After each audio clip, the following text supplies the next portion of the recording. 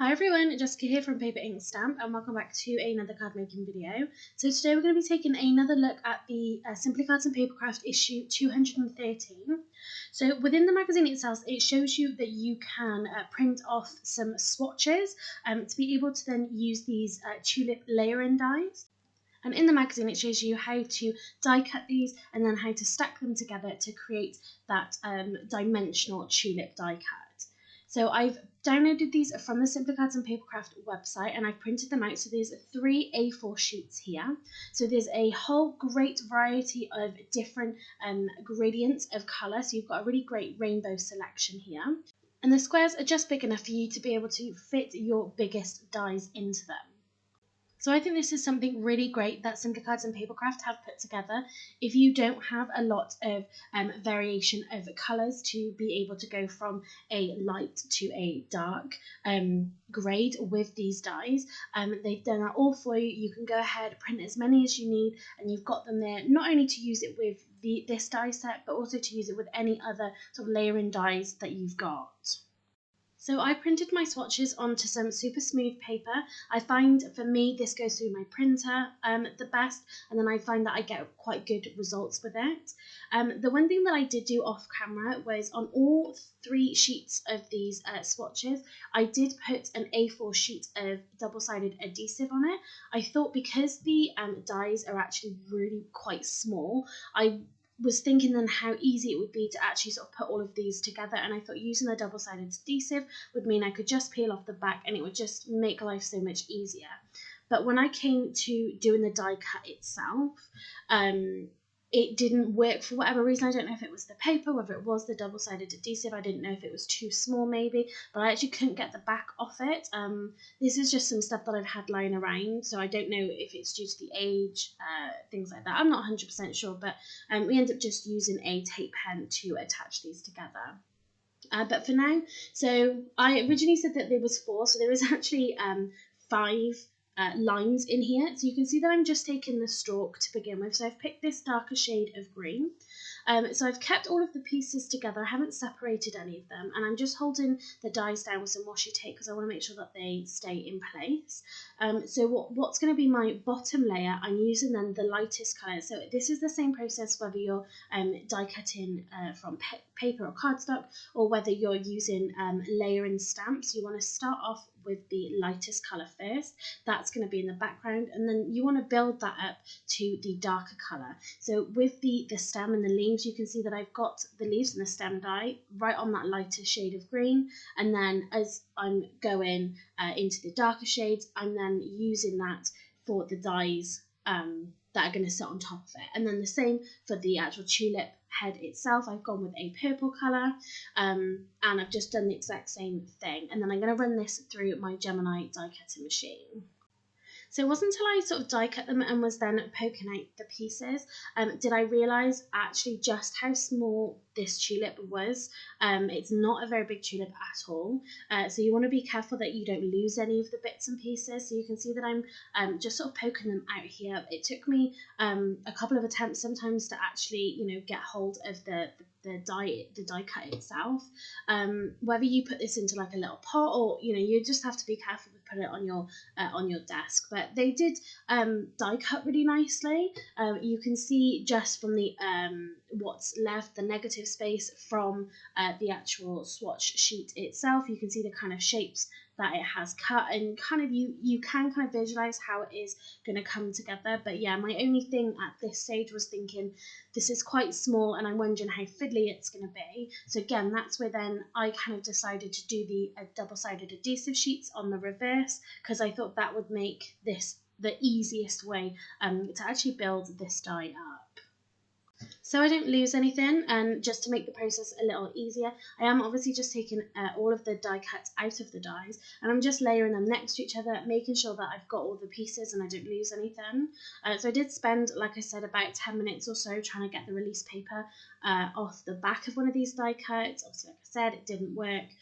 So we can really just jump ahead to actually popping this together.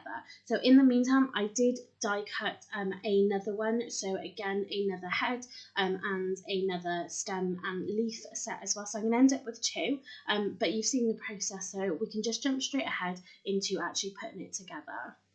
So I've tried to zoom in as much as I can. Obviously my camera's just a little bit wonky, but I just really want you to hopefully be able to see sort of putting this together. So I've got the actual base of the tulip. That's what I cut from that lightest colour. Then we have this middle die here, which is going to go along the bottom. It's going to add a little bit of shape, a little bit of sort of definition and detail to our tulip. And then we have two smaller pieces. So the one that I'm taping now, so I'm using my Crafter's Companion dotted tape pen. This one's going to go along the top, and so this is in that darkest colour. And then we're going to tape the second one, and this is then going to go along the bottom. So that one we've just stuck down along the top, that's given dimension as if you can look down into the tulip, so that's going to be the darkest section. And then again, we've got this little piece that's going to go across the bottom, and that is then again given that sort of texture, and it's given that definition and just that sort of shadow is the word I'm looking for. It's going to give the shadow sort of to the bottom of the tulip. So now we can start looking at sort of constructing the leaves and the stem and kind of putting the flower together. You do have the instructions. I was having a little look in the magazine, even just at the pictures to see what went sort of where, because it wasn't sort of immediately clear to me.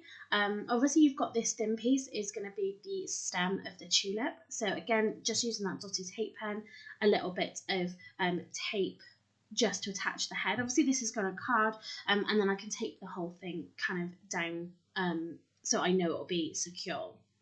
I would recommend to definitely use the magazine and the pictures in the magazine as a reference to, you know, which side the leaves go on. Are they upside down? Are they right way round?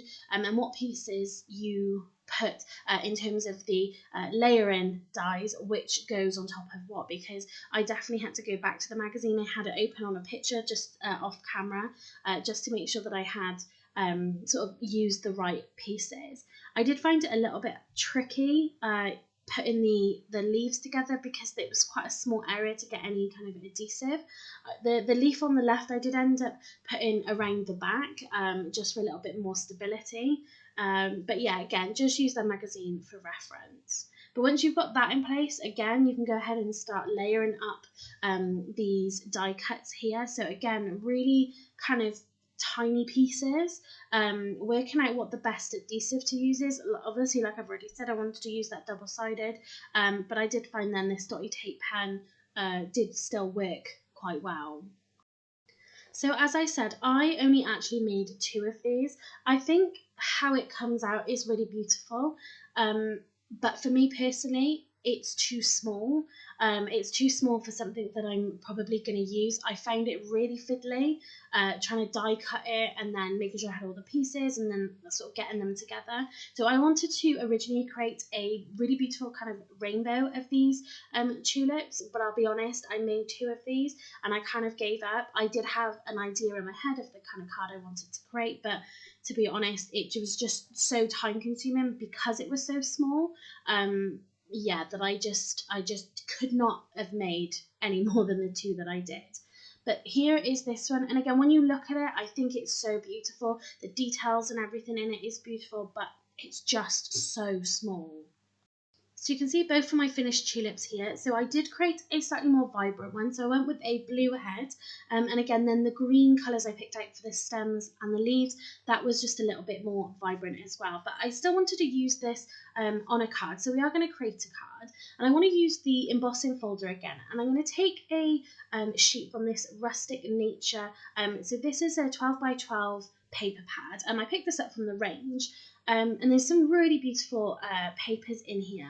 Obviously, because of the embossing folder, I didn't want anything that was kind of had too much pattern on it. You can see some of these are sort of really heavily patterned. I wanted to go something that had a little bit of texture, but the majority of it kind of was plain, so those tulips can stand out really nicely.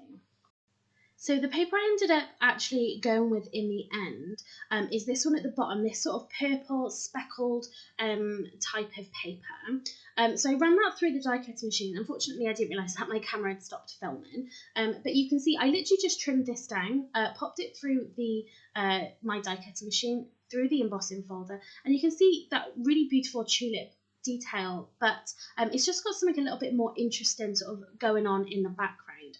So I do think this is really beautiful. It's not something I do very often, but yeah, it is something that I really love how this came out. So the size card we're going to be creating is 5.5 by 4.25 inch, and I'm going to trim my panel down to just be slightly smaller than that. So I'm going to take 1/4 inch off each side. But in the previous video where we used the embossing folder, I said about having that circle that's right in the centre, and how I would have liked it maybe if it was not there and it had that full tulip design. But I wanted to do something a little bit different with this card and try and use it in a different way.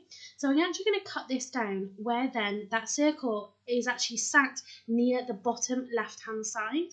So I trimmed it in the top right hand corner, so the top and the right hand side I cut as normal, and then I cut it down to size, like so you can see here, where then I've got that circle in the bottom left hand side, and I really love how this looks. It's just something a little different, and I'm a lot happier because you can see a lot more of that tulip design.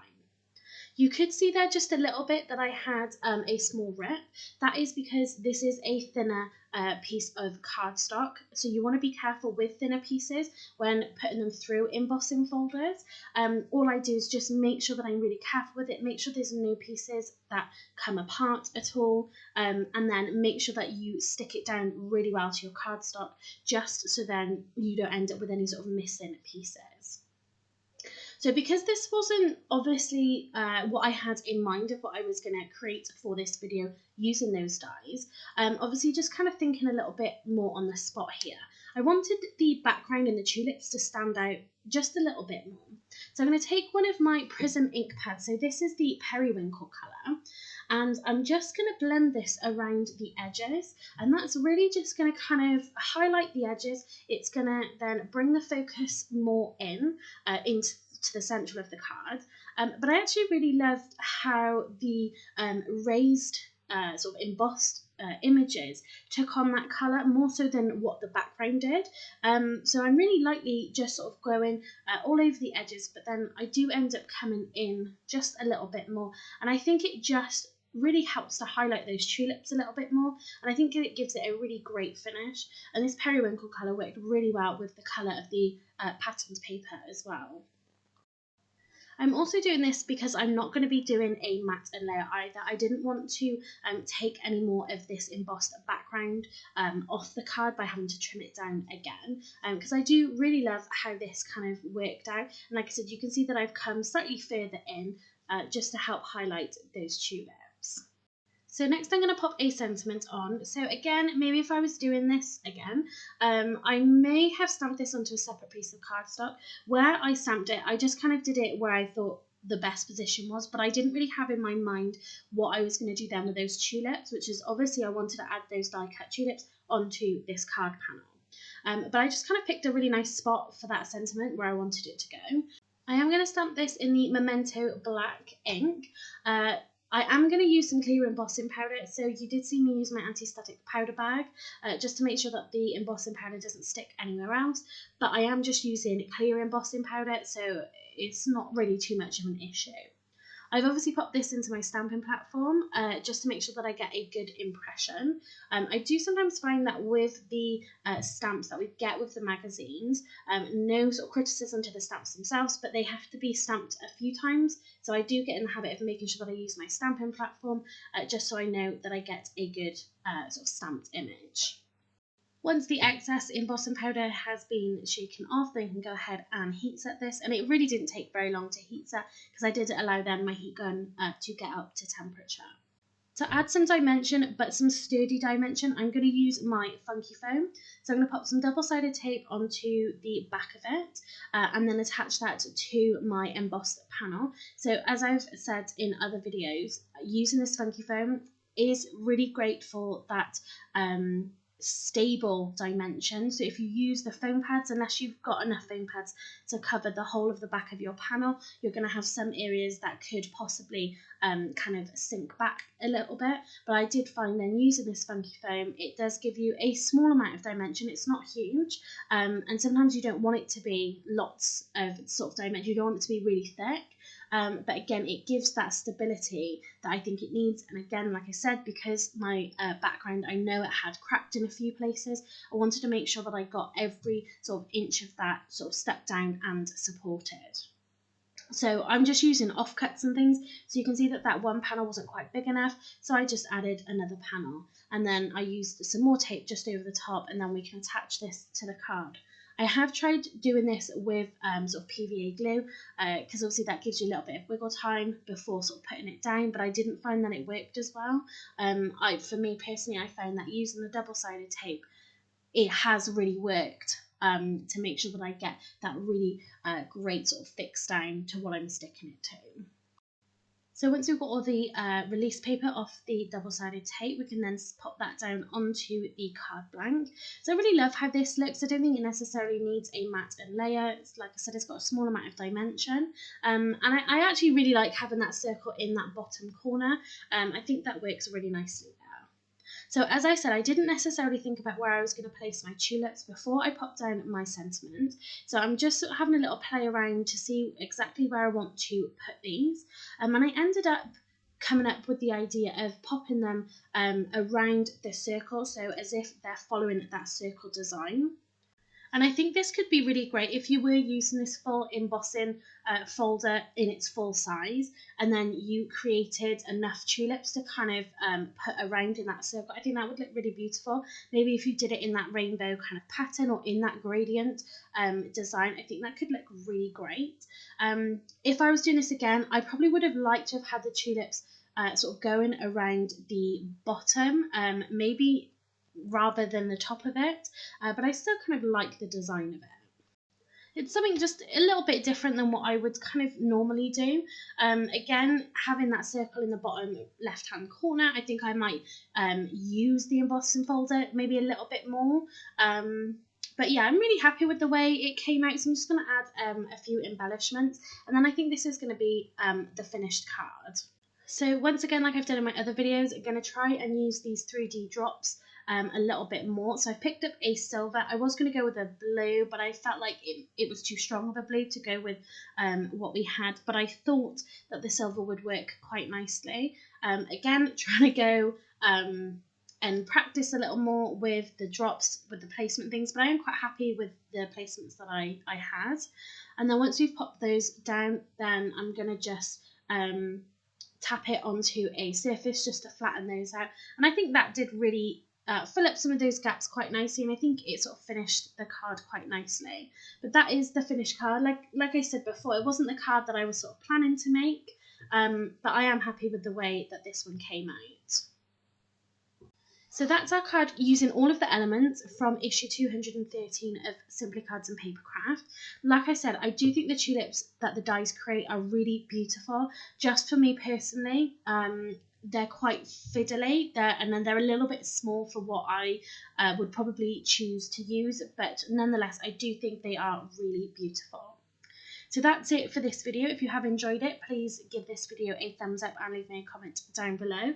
If you haven't subscribed to my channel already, please do so you don't miss out on any future videos. So thanks very much for watching, and happy crafting.